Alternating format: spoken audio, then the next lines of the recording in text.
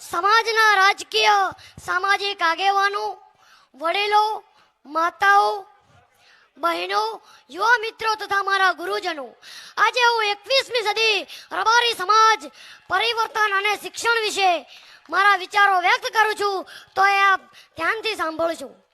સમય બદલાય છે, દુનિયા આગળ વધે છે, પરંતુ જો સમાજ એક જ જગ્યાએ ઊભો રહે ને તો તે પરંપરા નથી રહેતી, એ બોજ બની જાય છે. સમાજમાં પરિવર્તન એટલા માટે જરૂરી છે કે પરંપરા અને કુરિવાજો વચ્ચેનો ફરક સમજાય. સમાજમાં પરંપરા એ સંસ્કાર આપે છે અને કુરિવાજો સમાજને ખોખલો કરે છે. પરિવર્તન એટલા માટે જરૂરી છે કે દીકરીને ભાર નહીં, ગૌરવ સમજવામાં આવે અને શિક્ષણને ખર્ચ નહીં, ભવિષ્યનું રોકાણ માનવામાં આવે. હિન્દુ ધર્મમાં રબારી સમાજ એ કોઈ જ્ઞાતિ નથી, આ એક સંસ્કૃતિ છે. આજે 21મી સદી એક જ્ઞાનની સદી છે, ભરી રહ્યો છે, પરંતુ આ વેગવંતા ધોતમાં આપણો સમાજ ક્યાંય પાછો ના રહી જાય તે માટે આપણા સૌની જવાબદારી બને છે.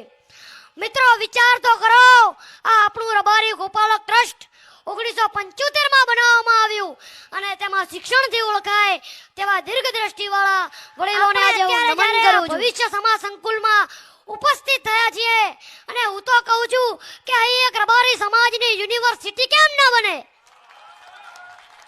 આપણે બધા પૈસે ટકે સુખી સમૃદ્ધ છીએ, પરંતુ હવે બીજા સમાજોની હરોળમાં ટકી રહેવું છે તો જરૂર છે શિક્ષણની. આપણી સામે ઘણા બધા પડકારો પણ છે, પરંતુ પડકારોનો સામનો કરવાની શક્તિ પણ આપણા ખમીરવંતા સમાજમાં છે.